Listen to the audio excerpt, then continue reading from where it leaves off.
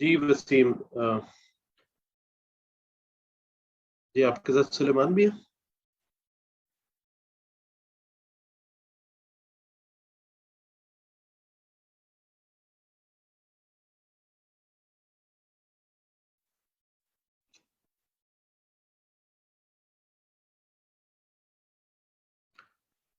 जी अस्सलाम वालेकुम viewers, just bear with us for a few moments.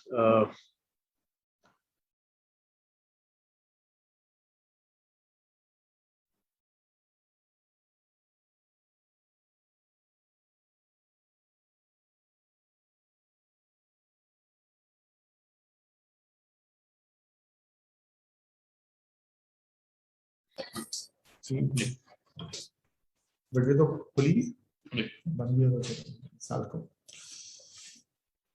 Start करते हैं। ठीक है जी श्योर जी प्लीज। आसान मुहर्रम क्या हाल है? जी बिल्कुल ठीक ठाक। जी सर। आज हम थोड़ी सी जो है वो लाइक ऑलवेज जो है पहले इकोनॉमी पे बात करेंगे, वो बात मैं कर लूंगा। उसके बाद मार्केट पे बात करेंगे, मार्केट पे बात अहमद करेंगे। अहमद से आपका इंट्रोडक्शन तो होगा, मैं नया इन्होंने ज्वाइन किया, हमारे रिसर्च को हेड करते हैं एंड काफी अच्छी इनकी भी ग्रेप है इकोनॉमी पे और मार्केट पे भी। तो वो तो सब्सिक्वेंट सेक्शन है वो कवर कर लेंगे। ठीक है चलो। अच्छा, इकोनॉमी पे फिर हम बात करते हैं तो इन्फ्लेशन से शुरू करते हैं। इस दफा इन्फ्लेशन का नंबर जो है वो 9.2% ईयर ऑन ईयर आया है। मंथ ऑन मंथ काफी स्ट्रॉन्ग इन्फ्लेशन है। ये ट्रेंड थोड़े महीनों से चल रहा है। 1.9% जो है ना मंथ ऑन मंथ आया है। और अभी भी इन्फ्लेशनरी प्रेशर जो है वो स्ट्रॉन्ग है। लास्ट मंथ जैसे पेरिशेबल फूड प्राइसेस की में इन्फ्लेशन था, चिकन की, वेजिटेबल की प्राइसेस काफी बढ़ी थी, फिर पेट्रोल का भी एडजस्टमेंट था, हाउस रेंट का भी एडजस्टमेंट था। तो वो सारी चीजें रिफ्लेक्ट हो रही हैं, इस महीने में रिफ्लेक्ट होंगी, क्योंकि सेकंड राउंड इम्पैक्ट आपको नजर आएगा जो है ये पेट्रोल की प्राइसेस का और चीजों का। जैसे मिल्क की प्राइसेस लग रहा है कि काफी बढ़ के आएंगी, प्लस ये है कि फ्यूल का एडजस्टमेंट अपवर्ड एक और हो गया है। तो ये आपको इस महीने भी नंबर नजर आएगा। और आगे 2-3 महीने में हम ये नंबर जो है, जब पहले भी मैंने बोला भाई मुझे लगता है कि जनवरी में आपको डबल डिजिट में नजर आ जाएगा, may be 12-13, because on base effect भी आपके अगेंस्ट प्ले कर रहा होगा। आपको वो जो है ग्राफ में भी नजर आ रहा है, अगर देखें तो बेस इफेक्ट जो है वो आपके अगेंस्ट चल रहा है। तो ये चीज नजर आएगी, प्लस इन्फ्लेशनरी प्रेशर्स भी हैं अपनी जगह। उसमें यह है कि ऑयल 80+ ही चल रहा है, प्लस ये कि आपको भी इलेक्ट्रिसिटी का एडजस्टमेंट, आपने आईएमएफ से एग्री कुछ चीजें की हैं। तो प्रोग्राम पे अभी भी थोड़ी विजिबिलिटी जो है जितनी क्लियर होनी चाहिए थी अभी तक अनफॉर्चुनेटली नहीं है। लेकिन यह है कि उसके हिसाब से आपने एडजस्टमेंट्स कर लिए हैं। जैसे बेस टैरिफ में एडजस्टमेंट आपने कर लिए इलेक्ट्रिसिटी के, या गैस प्राइसेस में भी इंक्रीज लग रहा है। आगे आप ऑयल प्राइसेस में भी बात कर रहे हैं इंक्रीज की, फिर सेकेंड राउंड भी इन सब चीज़ों का नजर आ रहा है। तो ये चीज़ जो है आपको जो है ना वो आगे भी नजर आएगी इन्फ्लेशन में over the next few months. मेरा मेरा ख्याल में आप ये चीज़ देखेंगे। आगे मॉनेटरी पॉलिसी पे बात कर लेते हैं नवंबर में। इसमें हमें मतलब बेस केस 50 बिप्स का इंक्रीज लग रहा था, बट 75 बिप्स का इंक्रीज भी हो जाए तो कोई अचंभे की बात नहीं होगी। जितना यील्ड का मतलब मूव हुआ है ना पिछली मॉनेटरी पॉलिसी से, वो उसके हिसाब से तो 1% का इंक्रीज बनता है यहाँ से पूरे का पूरा। बट हम थोड़ा सा इसको जो है अपने हिसाब से हमने और फैक्टर्स भी कंसीडर किए हैं। तो 50 बिप्स हम कह रहे हैं, लेकिन मुझे ऐसा लगता है एज वी स्पीक ये 50 नहीं है, 75 हमको जो है बांध देना चाहिए यहाँ से। और ओवर दिस साइकिल हो सकता है कि इंक्रीज आपको जो है ना और भी आगे मिले। तो ये है कि उस पूरे साइकिल में हमने 150 बिप्स का इंक्रीज बिल्ड किया है। तो वो ये है कि आप अगर समझते हैं 7 थे तो 8.5% जो है ना वो पॉलिसी रेट हमें नजर आ रहा है हो जाएगा यहाँ से ओवर द साइकिल। इसके बाद भी शायद एक आध इंक्रीज हो जाए। तो ये इन्फ्लेशन है। थोड़ा सा हमने इस दफा इंटरनेशनल भी कमोडिटी प्राइसेस की बात की है जो इन्फ्लेशन को ड्राइव कर रहा है। उसमें आपको नजर आ रहा है कि तो एनर्जी प्राइसेस है, अरब लाइट की प्राइस, कोल की प्राइस, यूरिया की प्राइस, कॉटन की प्राइस, पाम ऑयल की, मतलब अक्रॉस द बोर्ड कमोडिटीज में आपको इंक्रीज नजर आ रहा है। इस दफा जो इसका कमोडिटी इंडेक्स भी आता है होगा तो वो भी उसने नया हाई को हिट किया है। तो वो मतलब प्रेशर्स आपको जो है नजर आ रहे हैं इंटरनेशनल प्राइसेस में, जो लोकल प्राइसेस के अंदर जो है आते जा रहे हैं। सिमिलरली आगे हमने थोड़ी सी डोमेस्टिक प्राइसेस की बात की है कि पिछले 3 साल में जो डोमेस्टिक प्राइसेस का इंक्रीज है, तो आप लोग को नजर आ रहा है 3 साल में जैसे कुछ चीजों में काफी इंक्रीज हुआ है। शुगर में आप देखते हैं, ऑयल में देखते हैं, वेजिटेबल्स में देखते हैं, घी में देखते हैं। तो ये सारा इंक्रीज है। अब हम नीचे जाते जाते हैं तो कुछ चीजों में इंक्रीज कम है, लेकिन वो भी अब कैचअप कर रहा है। जैसे मिल्क वगैरह जो है इसका सीपीआई में अच्छा वेट है, जैसे मैं शुरू बोला। तो मुझे लगता है कि यहाँ आपको मिल्क में भी जो है ना 150-60 मिल्क की प्राइसेस चली जाएंगी, तो ये भी कैचअप कर जाएगा।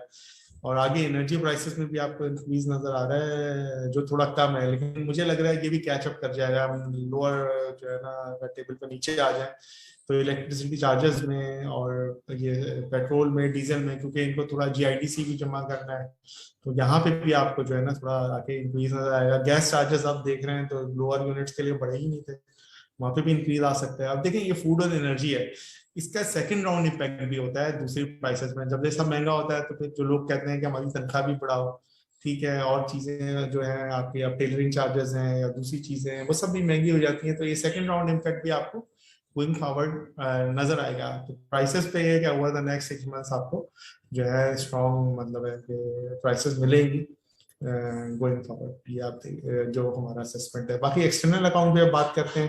एक्सटर्नल अकाउंट में भी इस माह भी जो है आपका करंट अकाउंट डेफिसिट वो $1 बिलियन से ऊपर बना था। अभी भी मुझे लगता है कि इस महीने का भी करंट अकाउंट जो है वो काफी जो है ना माइनस में नजर आएगा। और फुल ईयर हमें लगता है कि पहले तो क्वेश्चन क्वार्टर पे बात कर लेते हैं। क्वार्टर में पहले $3.4 बिलियन का डेफिसिट है, पिछली दफा सरप्लस था। उसमें हम नीचे देखेंगे तो इंपोर्ट्स में काफी इंक्रीज है, इसमें प्राइस वेरिएंस भी है, वॉल्यूमेट्रिक वेरिएंस भी है। बाकी ये है कि सर्विसेज में भी थोड़ा इंक्रीज है, लेकिन मुझे लगता है सर्विसेज का डेफिसिट भी आगे काफी बड़ा होगा। और उसकी वजह यह है कि आगे ट्रैवल भी खुल रहा है, रिलीजियस टूरिज्म भी है, और इसके अलावा कंस्ट्रक्शन भी थोड़ी सी होगी, तो यहाँ आपको सर्विसेज में वो चीज नजर आएगी आगे। अभी इसमें वो कैप्चर नहीं हो रहा है, ट्रांसपोर्ट हो रहा है। इनकम अकाउंट में भी जो है ना थोड़ा सा डिक्रीज नजर आ रहा है, ये सस्टेन नहीं करेगा। इसकी वजह ये है कि इसमें हमारा ये ख्याल है कि स्टेट बैंक ने कुछ पेमेंट्स रोकी हैं, प्रॉफिट्स को ट्रांसफर नहीं होने दिया है, वो आगे करना पड़ेंगे। प्लस ये कि आगे लोकल जो है ऑयल प्राइसेस ऊपर है, तो हमारा एफडीआई जो है मेजर ऑयल में, बैंक्स में, इधर उधर, और प्लस इंटरेस्ट रेट्स भी ऊपर की तरफ जा रहे हैं, तो हमको इनकम अकाउंट में भी इंक्रीज नजर आएगा गोइंग फॉरवर्ड। तो हमारा ये ख्याल है कि आगे हम जाएंगे तो ये एक्सटर्नल अकाउंट पे प्रेशर्स रहेंगे। और ये जो है इसमें हमारा ये ख्याल है कि आईएमएफ यहाँ पे हमारा जाना बड़ा जरूरी है, क्योंकि उससे हमें जो है मैक्रो इकोनॉमिक विजिबिलिटी हमारी बेहतर हो जाती है। एडजस्टमेंट प्रोग्राम हमारा, स्ट्रक्चरल रिफॉर्म्स, वो सारी हम खुद तो करेंगे नहीं कभी। आईएमएफ प्रोग्राम में आईएमएफ का डंडा होगा तो कुछ कर लेंगे, तो अदरवाइज जो है ना ये चीजें मैनेज होना मुश्किल होगी। तो हमारा बेस केस भी यही है कि आईएमएफ प्रोग्राम पे इंशाल्लाह दिसंबर तक चले जाएंगे, लेकिन ये है कि एक्सटर्नल अकाउंट पे जो प्रेशर्स हैं वो थोड़े परसेस करेंगे। ठीक है, आगे इसमें फिर थोड़ा सा रुपी पे बात कर लेते हैं। जैसे मेरी बात हुई थी पहले भी कि मुझे लगता था रुपी जो है वो मतलब 175 तक अगर रुपी जाता है तो थोड़ा सा हमें लगता है कि वो जो है ना काफी ज्यादा एडजस्टमेंट वहां हो गई है। तो अभी भी वही व्यू है। अगर मैं रियर पे रुपी को देखता हूँ तो 166 पे वो फेयरली वैल्यूड है, वहाँ रियर 100 हो जाता है। अभी ये कि 175 से वापस आ गया 170 पे। हमें लगता है कि अगर हम आईएमएफ प्रोग्राम पे चले जाएंगे तो रुपी हमारा जो है कहीं कहीं स्टेबलाइज हो जाएगा 168 169 में भी, यहाँ कहीं थोड़ा सा इंटरवैल्यूएशन के साथ है वो। और हमारा और यूएस का जो हमारे ट्रेडिंग पार्टनर्स का जो इन्फ्लेशन डिफरेंशियल है वो 3-3.5% होगा बाई जून। तो वहां आप 173 74 75 मान लें, तो उसूलन वही रुपी को रहना चाहिए अगर दूसरी पॉलिसी सही हो। तो मैं समझता हूँ कि रुपी में बहुत ज्यादा अप्रिसिएशन की जगह यहाँ से लगती नहीं है। जो हाई 175 का दिखा है उसके अंदर अंदर ही ट्रेड करना चाहिए रुपी को हमारे ख्याल में forward over the next 7-8 months.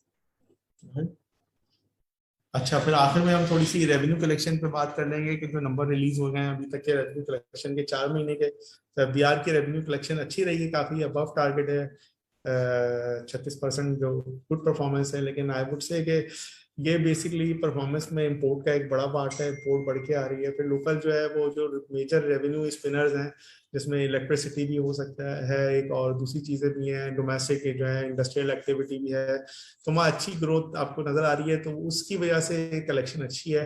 But documentation पे अभी भी मैं समझता हूँ कि बहुत ज्यादा काम करने की जरूरी है। ये जो ग्रोथ है रेवेन्यूज में उसका एक बड़ा एक सिक्लिकल पार्ट है, तो अगर हम इसको इसमें से निकाल देते हैं तो मैं समझता हूँ कि सस्टेन नहीं करेगी ग्रोथ। स्ट्रक्चरल रिफॉर्म्स की बहुत जरूरत है, एग्रीकल्चर सेक्टर का कॉन्ट्रीब्यूशन कुछ भी नहीं है, टेक्सास में सर्विसेज सेक्टर का कंट्रीब्यूशन बहुत कम है। सर्विसेज में सिर्फ बैंक्स की साइड पे आप पैसे जमा कर पाते हैं, टेलीकॉम की। ट्रांसपोर्ट सेक्टर बहुत बड़ा है, होलसेल रिटेल बहुत बड़ा है, उनका कंट्रीब्यूशन जो है वो टेक्सास में आज भी नहीं है, पहले भी नहीं था। तो वहाँ बहुत जरूरी है कि हम जो है कुछ करें ताकि हमारी जो रेवेन्यू कलेक्शन है वो सिक्लिकल नहीं हो, वो स्ट्रक्चरल हो। This is very important. Secondly एक और प्रॉब्लम ये है इस साइड के ऊपर के आपका जो पीडीएल में आपने सोचा था कि पेट्रोलियम डेवलपमेंट लेवी में इस साल 600 बिलियन के करीब जमा करेंगे, तो वहाँ आप ऑयल प्राइसेस क्योंकि बढ़ी हुई हैं तो आप पास ऑन ही नहीं कर पा रहे हैं। तो अब उल्टा जो है जितना जमा करना है उसके मुकाबले में आपने 4 महीने में कुछ भी जमा नहीं किया, तो वो एक चीज है ओवरऑल रेवेन्यू कलेक्शन को जो है डिप्रेस कर रही है। तो हमें अगर ये ऐसा लग रहा है कि 600 बिलियन तो बहुत दूर की बात है, अगर 300 बिलियन भी करने तो उसके लिए 10-15 रुपए प्राइस और बढ़ानी पड़ेगी। उस केस में मतलब इस रीजन की वजह से हमें लगता नहीं है कि 6.3% का जो फिस्कल डेफिसिट का टारगेट है वो अचीव कर पाएंगे। हमें लगता है थोड़ा ओवरशूट होगा क्योंकि ओवरऑल रेवेन्यू कलेक्शन कम होगी और प्रोविंशियल सरप्लस का इन्होंने जो रखा है, जो पैसे प्रोविंसेस छोड़ते हैं उसका भी टारगेट थोड़ा बड़ा है। हमें लगता नहीं है प्रोविंसेस इतने पैसे छोड़ेंगे। तो बेस्ड ऑन दिस हमें लगता है कि थोड़ा सा जो है ना 7% के करीब जो है ना आपका फिस्कल डेफिसिट भी इस साल का जा सकता है। That's on economy. अब स्टॉक मार्केट पे जो है वो थोड़ा सा अहमद ब्रीफ कर देंगे।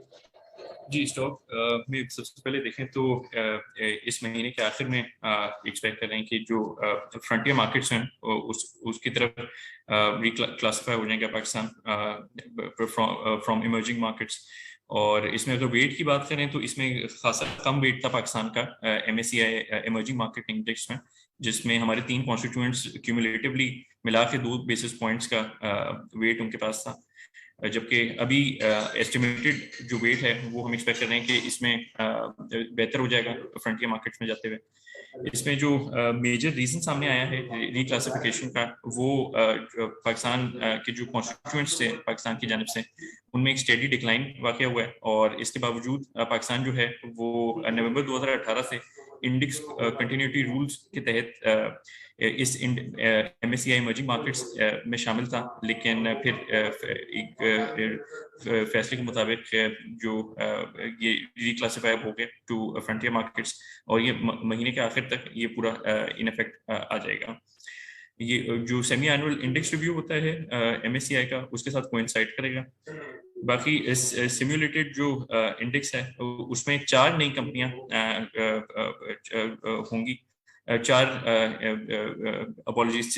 न्यू कंपनीज होंगी जो स्मॉल कैप इंडेक्स होगा। और इसमें जैसे आप स्क्रीन के राइट पे देख सकते हैं, इसमें इंडस, बैंक अल हबीब, एबर्ट, नेशनल बैंक, सिस्टम्स और पैकेजेस शामिल होंगे। जबकि जो मेन इंडेक्स है उसमें एक स्क्रिप्ट जो है उसका इजाफा हो जाएगा OGDC का। इसके अलावा अगर वैल्यूएशंस की बात करें तो ये हम लोग फेड मॉडल के थ्रू देखते हैं। इसमें अगर आप लोग देख सकते हैं कि ये 1% हिस्टोरिकली डिफरेंशियल रहा है बिटवीन अर्निंग्स यील्ड और जो 10 ईयर PIB की यील्ड होती है। और अभी अगर मौजूदा सूरत हाल देखें तो ये तकरीबन 6% के आसपास नंबर बनता है, जो कि ये इंडिकेट करता है कि मार्केट जो है वो यहाँ से काफ़ी अट्रैक्टिव लगती है और अंडर वैल्यूड है।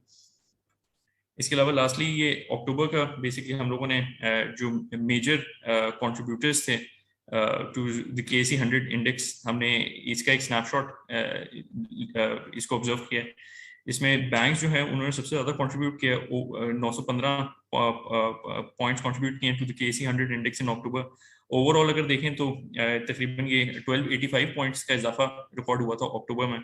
और इसमें जो सेक्टर जिसने इंडेक्स को थोड़ा पीछे खींचा है वो टेक सेक्टर विद 586 पॉइंट्स।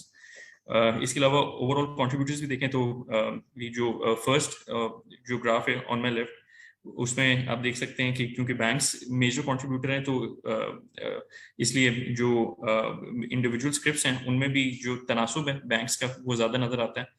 और इसमें HBL और UBL ने मेजर कंट्रीब्यूटर्स रहे इन द मंथ ऑफ अक्टूबर।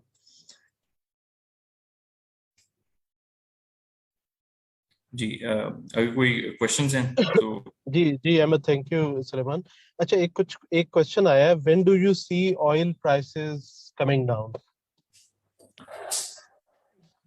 देखिए ऑयल प्राइसेस Any पे comment? मसला ये है कि शॉर्ट टर्म में देखें तो एक चीज है ना, वो यूएस अपने स्ट्रेटेजिक रिजर्व रिलीज करने की बात कर रहा है। अगर वहां कोई डेवलपमेंट होती है, स्ट्रेटेजिक रिजर्व अगर यूएस रिलीज करता है, तो शॉर्ट टर्म शायद मे भी आपको कोई करेक्शन नजर आ जाए, मे बी 2 वीक्स में अगर थोड़ा बहुत करे तो maybe you will see some correction. But problem ये है कि जब हम थोड़ा सा लॉन्ग टर्म व्यू लेते हैं ऑयल पे, तो ऑयल के अंदर जो है ना अप स्ट्रीम इन्वेस्टमेंट्स नहीं हो रही हैं। ओपेक की भी ये जो स्पेयर कैपेसिटी है वो अब हल्के हल्के मार्केट में आ रही है, 4 लाख बैरल के हिसाब से वो बढ़ाते जा रहे हैं, बट इफेक्ट नहीं आ रहा है। जो ग्लोबली इन्वेंट्रीज थी ना, वो अब प्री पेंडेमिक लेवल पे चली गई हैं। तो लॉन्ग रन में अगर इन्वेस्टमेंट्स नहीं होंगी और ग्लोबल डिमांड 100 मिलियन बैरल से ऊपर जाएंगी, तो ऑयल में कोई बियर केस इतना बनता नहीं है, क्योंकि आप वहां ये लगता है कि जो है ना ऑयल कहीं ऊपर ही स्टेबलाइज होगा। 70 में भी शॉर्ट टर्म में कहीं हिट कर जाए, that can happen. But oil में कोई वीकनेस जब तक मुश्किल लगती है, जब तक ये जो है डिमांड ग्लोबली स्ट्रांग रहती है, 100 मिलियन बैरल प्लस रहती है, जैसे अगले साल लोग एस्टिमेट दे रहे हैं 2022 में, 23 में, 24 में कि 103-4 मिलियन बैरल तक चली जाएगी। सप्लाई साइड में मसला ये हो रहा है कि यूएस में शेल जो था वो बड़ा एक जो है ना स्विंग प्रोड्यूसर था, वहां पे भी एडिशंस नहीं आ रहे, उस हिसाब से इन्वेस्टमेंट्स नहीं हो रहे हैं। तो जो इसका अप साइकिल होगा ये टीम में इन्वेस्टमेंट्स का, अगर वो हमें कहीं नजर आएगा तो वहां कुछ भी बनेगा। अभी वहां पे भी इन्वेस्टमेंट्स नहीं हो रही, डिमांड स्ट्रॉन्ग है। तो ये है कि अगर ये दोनों चीजें रहती हैं तो ऑयल में बहुत वीकनेस शायद ना है। शॉर्ट टर्म में मे बी अगर यूएस अपने स्ट्रेटेजिक रिजर्व अगर रिलीज कर दे तो you may see some correction, maybe $5, $6, $8, I don't know. But ये है कि लॉन्ग टर्म में अभी तक ऑयल पे इतना हमारा जो है ना व्यू नहीं बन रहा डाउन साइड का बहुत सिग्निफिकेंट यहाँ से। May be 70, I don't know, but ऐसा नहीं है कि मैं बोलूँ आपको $50 लगता है या $45 लगता है, जो हमारे लिए अच्छा हो जाता है बहुत, उतना गिरता हुआ नजर नहीं आ रहा। अच्छा, इसमें ओपेक का कार्टेल अभी इंटैक्ट है, और वो उनका क्या व्यू है? हाँ, लेकिन स्टेडीली वो सप्लाई बढ़ा रहे हैं, ऐसा नहीं है। अगर आप देखें तो वो 4 लाख बैरल उन्होंने बढ़ानी शुरू कर दिया हर मंथ। तो वो ये है कि उनकी जो स्पेयर कैपेसिटी है वो हल्के हल्के मार्केट में आ रही है। लेकिन शॉर्ट टर्म में तो थोड़ा सा वो आपको दे सकते हैं, और भी यहाँ से प्लस ईरान आ जाता है तो मिलियन बैरल आ जाएगी, चीजें हैं। लेकिन देखिए अगर आप इन्वेस्टमेंट नहीं करेंगे ना, ऑयल फील्ड्स में होता ये है कि अगर आप उसकी रिजर्व रिप्लेसमेंट नहीं करें तो जो शेल की फील्ड है वो 2 साल में डिप्लीट होने लगती है बहुत ज्यादा, और कन्वेंशनल 7 साल में। तो वो एक हर साल आप समझ लें कि एवरेज में हिसाब लगा के आपको बताऊं तो अगर इन्वेस्टमेंट आप जीरो कर देंगे ना, तो कैपेसिटी 4% से जो है ना कम हो जाएगी। जैसे लेट से 100 मिलियन बैरल है तो 100 से वो 96 हो जाएगी, फिर 93 हो जाएगी। It's like that. तो वो अगर इन्वेस्टमेंट नहीं होंगे तो स्पेयर कैपेसिटीज आपको थोड़ी बहुत नजर भी आती हैं, वो तो आपको आज नजर आती है ना, 1 साल आगे तो वो स्पेयर कैपेसिटीज होंगी नहीं, क्योंकि हम इन्वेस्ट ही नहीं कर रहे। If you look at the oil measures, तो शेल है वो $30 बिलियन करता था तो वो $8 बिलियन इन्वेस्ट कर रहा है। इसी तरह आप मुख्तलिफ कंपनीज को देखें तो nobody is investing in oil. अगर नहीं इन्वेस्ट करेंगे तो जाहिर सी बात है आपको सप्लाई साइड पर शॉक मिल जाएगा, और डिमांड स्ट्रांग ये रहती जो है। क्लाइमेट चेंज की एक मूव चल रही है, और आहिस्ता देखिए आहिस्ता क्लाइमेट चेंज ठीक है, लेकिन देखिए उसको मैनेज करना पड़ेगा ना। आप ये नहीं कर सकते कि आप कहें आज से बंद कर दूं, क्योंकि अभी आपके पास रिन्यूएबल इतना है नहीं। रिन्यूएबल को आने में टाइम लगेगा, उसकी अपनी डायनामिक्स है, उसकी अपनी लिमिटेशंस हैं, कंस्ट्रेंट्स हैं। उसके लिए आपको बहुत ज्यादा कॉपर चाहिए, आपको बहुत ज्यादा उसके लिए जो है निकल चाहिए, कोबाल्ट चाहिए, रेयर अर्थ चाहिए, ठीक है। तो ये सारी चीजें भी तो चाहिए, तो उसको रिप्लेस करने के लिए तो अभी उसको एक्सट्रैक्ट करना, उसकी एक कॉस्ट होना। अभी जो उसकी प्राइसेस हैं उस पर एक्सपेक्शन होगी नहीं, उसकी प्राइसेस बढ़ेंगी तो एक्सपेक्शन होगी। तो ये सारी चीजें नहीं है, लेकिन ये ग्रेजुअल है। तो आप ये नहीं कर सकते कि आज ही ऑयल को बंद कर दें और क्या रिन्यूएबल पे आ जाएंगे। ये बैलेंस है जो 15-20 साल में अगले होगा। तो उसको सही से चलाएंगे तो सही होगा, नहीं चलाएंगे तो शॉर्टेजेस क्रिएट हो जाएंगे अगर ग्लोबल इकोनॉमी में स्ट्रेंथ होती है। तो ये है कि क्लाइमेट पे काम करना अच्छी बात है, लेकिन ये है कि ये बिल्कुल इसमें आप सडन कोई चीज नहीं करनी चाहिए, इसको ग्रेजुअली करना चाहिए। I believe so.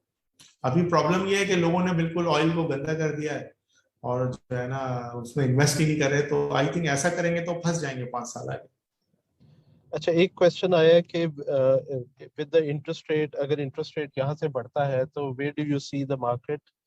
देखिए मार्केट में मेरा व्यू आई वुड से कि अगर इंटरेस्ट रेट बढ़ भी जाता है, मैं कहता हूँ यहाँ से 200 भी अगर पॉलिसी रेट बढ़ जाता है, 9 भी हो जाता है, ठीक है ना, 9% हो जाता है तो फिर भी मार्केट अट्रैक्टिव है। देखिए मार्केट की अर्निंग्स यील्ड बहुत ज्यादा है।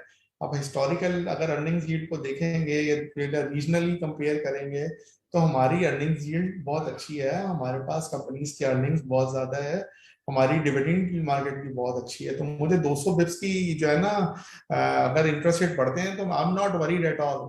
मैं वरीड हूँ इकोनॉमिक विजिबिलिटी पे। Economic visibility is very low because इस गवर्नमेंट का आपको पता नहीं है कि वो क्या करने जा रहे हैं। हमको देखे ना विजिबिलिटी चाहिए ना कि 3 महीने आगे क्या करेंगे, या कोई हमें स्ट्रक्चरल रिफॉर्म्स नजर आए टैक्सेशन साइड पे या किसी और साइड पे, सब्सिडी साइड पे हम देखते हैं कि किस तरह से देंगे, बजट साइड पे हम देखेंगे क्या करने जा रहे हैं, गैस साइड पे क्या करने जा रहे हैं, क्या कोई पॉलिसी है ग्रोथ के लिए, सस्टेन ग्रोथ के लिए।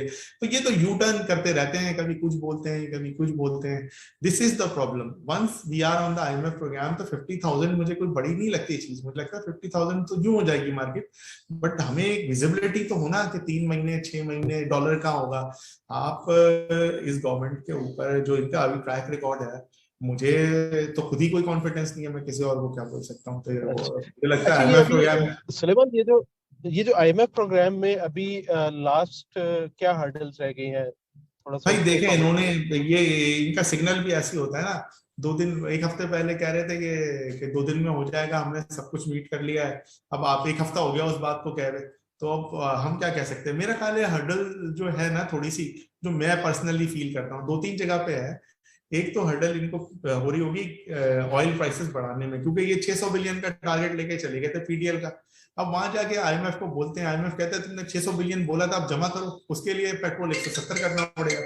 अब 170 पेट्रोल करना पड़ेगा, वो कर नहीं सकते, तो वो कह रहे चलो 300 कर दो, 300 पे भी बढ़ाने पड़ेंगे, तो वो भी परेशान है। तो एक चीज तो रेवेन्यू साइड पे मुझे लग रहा है। दूसरा मुझे लग रहा है कि स्टेट बैंक की ऑटोनॉमी में भी थोड़ा सा इनका उनका व्यू का फर्क है। वो जो ऑटोनॉमी चाह रहे हैं ये उतना शायद देना नहीं चाह रहे। ये 2 पॉइंट ऑफ कंटेंशन मुझे लगती है। एक तो ये है कि थोड़ा सा प्राइसेस बढ़ाने में, इनको गैस की प्राइसेस बढ़ाने में, जैसे गैस की प्राइसेस भी इनको जो है वो डोमेस्टिक के लिए अच्छी खासी बढ़ानी पड़ेंगी, तो वहां इनका विल नहीं हो रहा political. Secondly state bank reforms पे भी थोड़ा सा बैक ट्रैक कर रहे हैं। तो ये 2 एरियाज है मुझे लगता है। लेकिन इन अ लीप ऑफ फेथ मुझे लगता है कि IMF प्रोग्राम जो है हो जाएगा इंशाल्लाह। तो वहां वो एक बड़ा ट्रिगर होगा हमारे लिए। ठीक है जी। अच्छा, कुछ और सवाल आए हैं। आज हमारी ऑडियंस काफी सवाल कर रही है। एक सवाल तो है कि जी आप मैं इकट्ठे सवाल अगर आप काइंडली इसको लिख लें तो एक सवाल तो उनका ये है कि DR में आप क्या एक्सपेक्ट कर रहे हैं। तो मेरे ख्याल है इस पे तो कमेंट्स दे चुके हैं कि हम कोई 75 बिप्स का कट सॉरी इंक्रीज एक्सपेक्ट कर रहे हैं। एक सवाल आया सीमेंट सेक्टर की अपडेट पे। और next question is Roshan digital, is it too expensive for Pakistan economy? देखें सीमेंट के ऊपर मतलब चले सीमेंट बाद में कर लेंगे। रोशन डिजिटल देखें एक्सपेंसिव डेफिनेटली है, क्योंकि आप उसकी कॉस्ट बहुत ज्यादा पे कर रहे हैं। सेकेंडली देखें उसमें एक और भी इशू है कि जब आप बाहर से करेंट अकाउंट को फंड करने के लिए पैसे लेते हैं तो उसके अंदर जो वो ज्यादा इंपॉर्टेंट सोर्स होती है ना, वो होते हैं नॉन डेट क्रिएटिंग फ्लोज, जो आपके पास शायद साथ टेक्नोलॉजी ट्रांसफर में भी हेल्प करें, वो FDI हैं। तो अगर FDIs आए हैं तो वो बेहतर सोर्स है। यहाँ मसला ये FDIs हमारे बढ़ नहीं रहे और अच्छे जो ट्रेडेबल सेक्टर्स हैं उनमें बिल्कुल भी नहीं आ रहे। हम बहुत ज्यादा रिलाई कर रहे हैं डेट वाले फ्लोज में।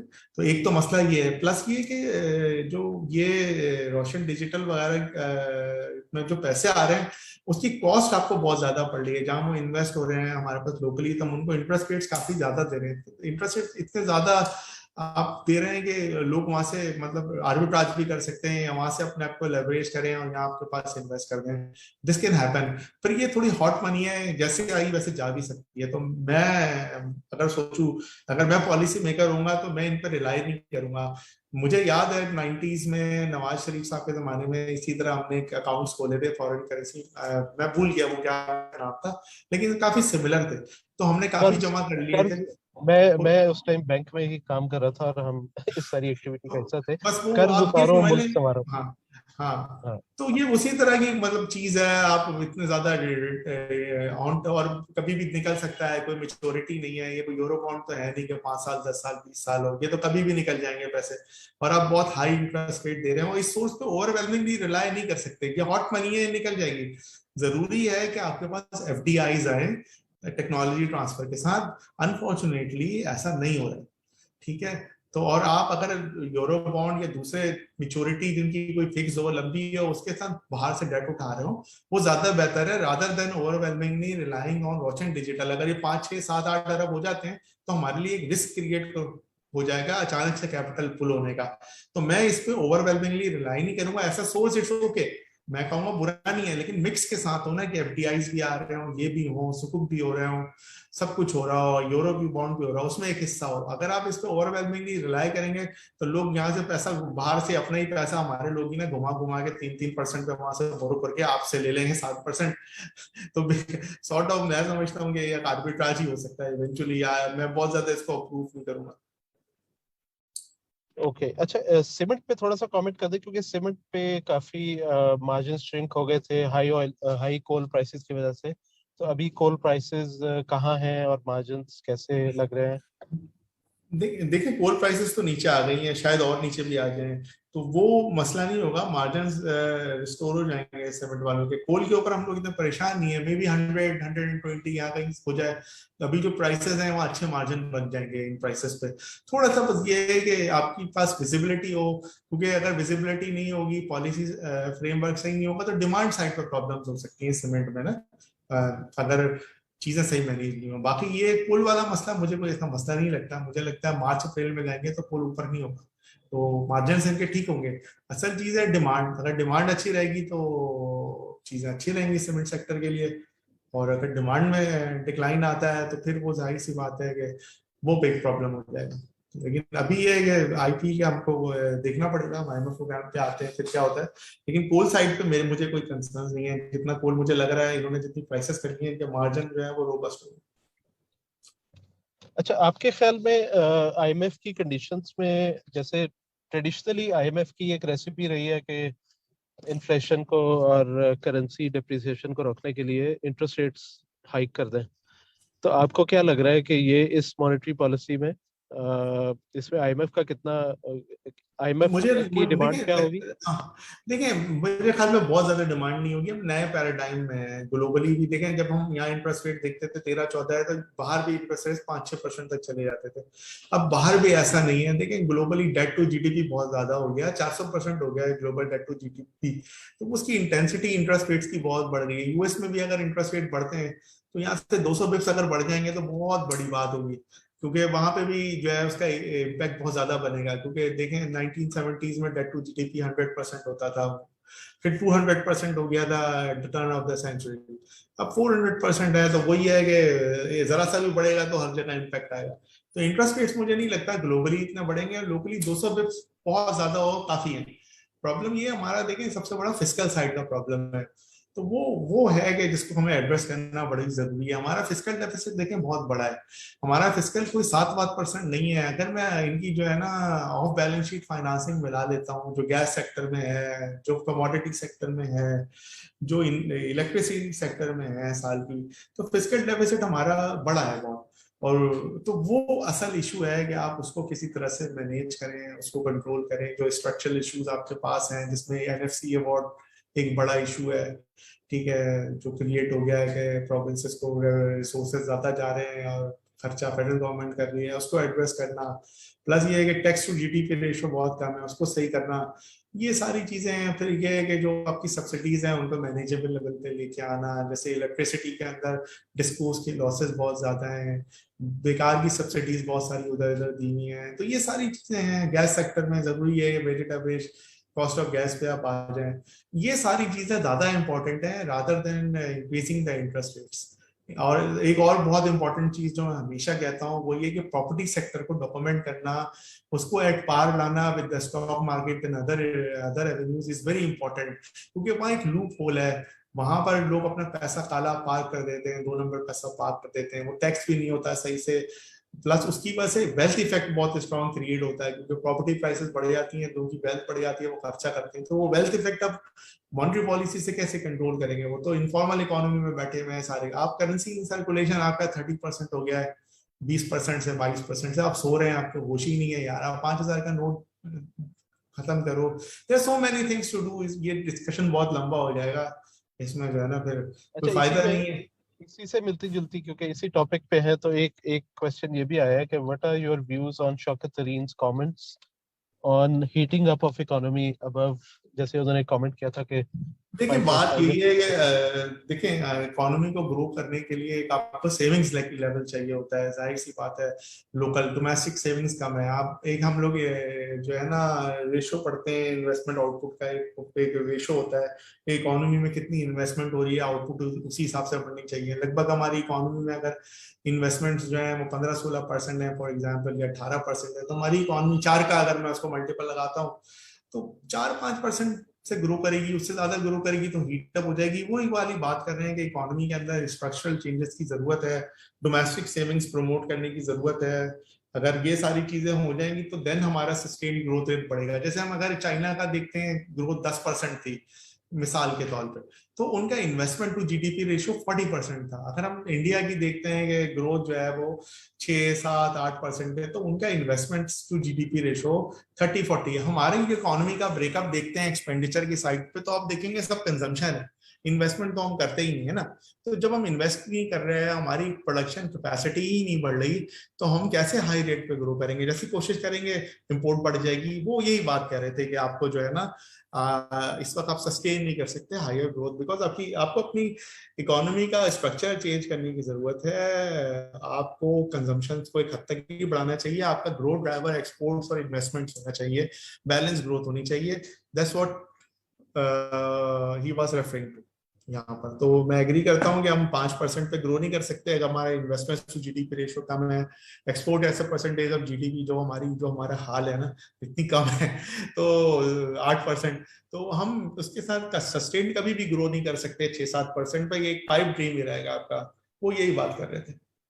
बट एक एक जैसे सुलेमान, एक इकोनॉमिक्स में कहा जाता है कि आपको इकोनॉमी में फुल एम्प्लॉयमेंट देने के लिए generally you need a GDP growth rate of at least 7%।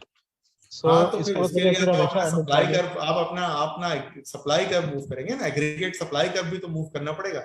सिर्फ एग्रीगेट डिमांड कर्व मूव करने से थोड़ी काम चलेगा भाई। एग्रीगेट डिमांड को मूव करेंगे तो आप सिर्फ प्राइस लेवल्स बढ़ जाएगा, जी, आपको इन्फ्लेशन बढ़ प्रोडक्टिव रही है। कैपेसिटी बढ़ानी पड़ेगी ना। 7% एम्प्लॉयमेंट आई एग्री, तो फिर उसके लिए इन्वेस्टमेंट्स टू जीडीपी 30% करो भाई।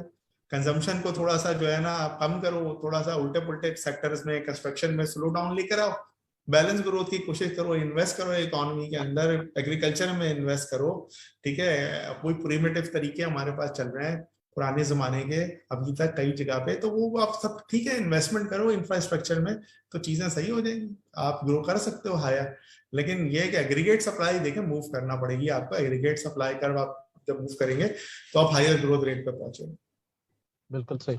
अच्छा, एंड पे वही क्वेश्चन जैसे हम पिछले वेबिनार्स में भी आपसे पूछते आए हैं, और हमने इसकी एक रियल पिक्चर देख भी ली। सेक्टोरल फंड्स में हमने देखा कि देखिए यूबीएल सेक्टोरल कराची फंड में का वेरी सिंपल है। देखें 2 फंड्स हमारे बहुत अच्छे हैं, लेकिन देखें वो भी कंडीशनल है। आईएमएफ प्रोग्राम पे जाते हैं, इंटरेस्ट रेट बढ़ते हैं, तो बैंकिंग सेक्टर का फंड जो है वो बहुत अच्छा है, क्योंकि जाहिर सी बात है बैंक्स की वैल्यूएशंस आर डर्ट चीप, महंगी नहीं है। जैसे मुझे लगता है अगले साल एचबीएल 30 रुपए की अर्निंग कर सकता है, तो वो आपको 125 रुपए का मिल रहा है, तो अर्निंग्स यील्ड उसकी मैं अगर निकालता हूँ तो मे बी 20-22% बनेगी। दूसरे बैंक्स भी इसी तरह अच्छी यील्ड्स पे हैं, लेकिन इंटरेस्ट रेट्स बढ़ेंगे तो आपको वैल्यू भी मिलेगी। इसी तरह एनर्जी फंड है, एनर्जी फंड के अंदर हमारी जो ईएनटी कंपनीज है, एक्सप्लोरेशन की कंपनीज है, जब $20 का ऑयल हुआ, $25 का, तो यही ट्रेड करी थी, आज भी यही ट्रेड करी है। गवर्नमेंट उनको पैसे ही नहीं देती, उनके कैश फ्लोज ही नहीं है, सब्सिडी अनाउंस करती है तो पैसे तो है नहीं, इनको पैसे ही नहीं देती, आगे डोमेस्टिक कंज्यूमर्स को सब्सिडी देती रहती है गैस की, इनका जो है ना रेड़ मारती रहती है, इसलिए ये नहीं चलते।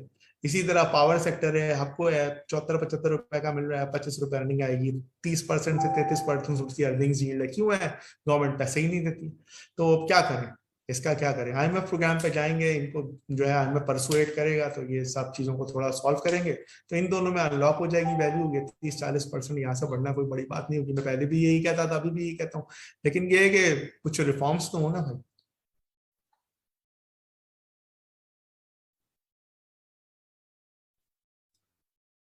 अगर हम IMF प्रोग्राम पे जाते हैं तो आप समझ लेंगे दो फंड मैं समझता हूँ कि हमारे बहुत अच्छा परफॉर्म करेंगे, एनर्जी हो या फाइनेंशियल सेक्टर हो।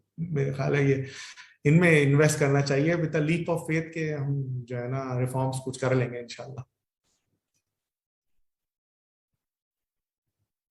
चले ठीक है Suleman, thank you very much. Ahmed thank you, बहुत शुक्रिया।